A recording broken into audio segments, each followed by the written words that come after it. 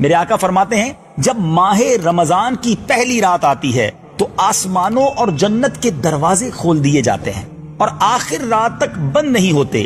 جو کوئی بندہ اس ماہ مبارک کی کسی بھی رات میں نماز پڑھتا ہے تو اللہ عز و جل اس کے ہر سجدے کے عوض یعنی بدلے میں اس کے لیے 1500 نیکیاں لکھتا ہے اور اس کے لیے جنت میں سرخ یاقوت کا گھر بناتا ہے جس میں 60,000 دروازے ہوں گے اور ہر دروازے کے پٹ سونے کے بنے ہوں گے جن میں یاقوت سرخ جڑے ہوں گے۔ بس جو کوئی ماہ رمضان کا پہلا روزہ رکھتا ہے اللہ عز و جل مہینے کے آخر دن تک اس کے گناہ معاف فرما دیتا ہے اور اس کے لیے صبح سے شام تک 70,000 فرشتے دعائیں مغفرت کرتے رہتے ہیں۔ رات اور دن میں جب بھی وہ سجدہ کرتا ہے ہر سجدے کے عوض یعنی بدلے اس کے لیے جنت میں ایک ایسا درخت عطا کیا جاتا ہے کہ اس کے سائے میں گھوڑے سوار 500 برس تک چلتا رہے۔ سبحان اللہ۔ ہمارے یہاں تو رمضان کا پلان ہی کچھ اور ہے۔ کچھ لوگ تیاری کر رہے ہیں۔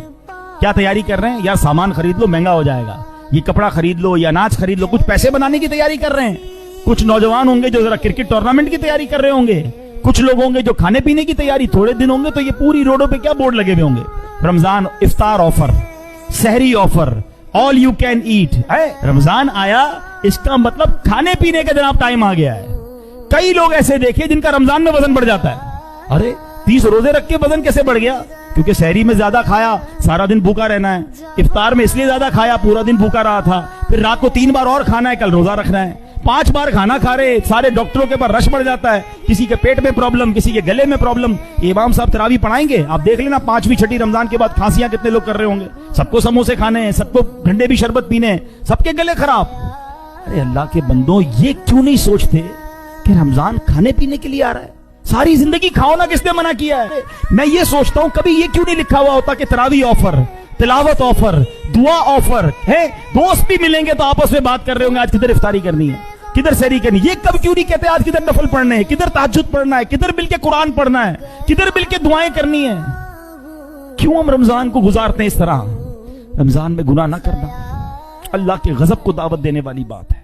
قرآن سنا رہا ہوں، اللہ فرماتا ہے کہ جب توبہ سچی کرتا ہے نا کوئی بندہ، اللہ فرماتا ہے الا من تاب وآمن وعمل عملا صالحا فاولئک یبدل اللہ سیئاتہم حسنات وکان اللہ غفورا رحیما۔ خدا کی قسم یہ آیت کا ترجمہ سنو، اللہ فرماتا ہے مگر جو توبہ کرے اور ایمان لائے اور اچھا کام کرے تو ایسوں کی برائیوں کو اللہ بھلائیوں سے بدل دے گا۔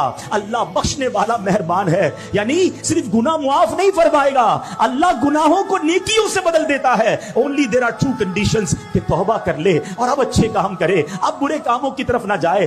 گناہ کرنا اتنا ہی زیادہ غضب، اللہ کے غضب کو دعوت دینے والا ہوگا۔ فار ایگزامپل، باہر روڈ سے کوئی بندہ گزرے اور کہے کہ گالیاں دیتا ہوا گزرے، حرام، غلط، مگر وہی بندہ مسجد میں آ کر بھی گالی دے گا تو آپ کیا کریں گے؟ اس کو پکڑ لیں گے، یار خدا کا خوف کرو، مسجد میں باہر کوئی میوزک بجائے، غلط، مسجد میں آ کر یہ کام کرے گا، آپ اس کو پکڑ لیں گے، کیا ہوگی اللہ کے گھر میں؟ ایسے ہی ہے نا، کیونکہ یہاں نافرمانی کی پنشمنٹ زیادہ ہے۔ بالکل اسی طرح ہم حدود حرم میں مکہ پاک میں جائیں، ایک نیکی کتنی ہے؟ 1,00,000 نیکی کے برابر ہے، لیکن اگر کوئی ایک گناہ کرے وہ بھی 1,00,000 گناہ۔ اللہ کے گھر آ کر بھی حرام کرو گے؟ رمضان میں گناہ، یہ اللہ کے غضب کو دعوت دینے والی بات ہے۔